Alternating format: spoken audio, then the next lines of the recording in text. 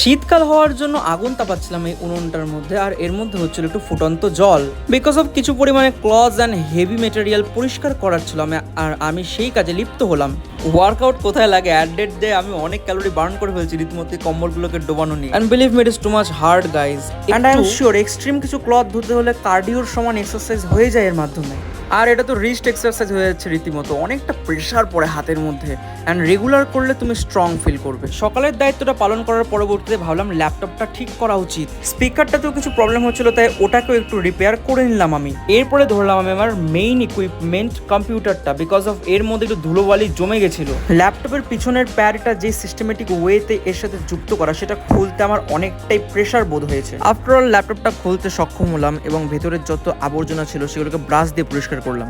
এত ডাস্ট থাকার জন্য হিটিং এর প্রবলেম হচ্ছিল, ফলে ব্যাটারি ব্যাকআপ গেছিল অনেক কমে। এবার ল্যাপটপটা টেস্ট করার পালা, দেখলাম যে ল্যাপটপটা খুব ভালোভাবেই খুলে গেল।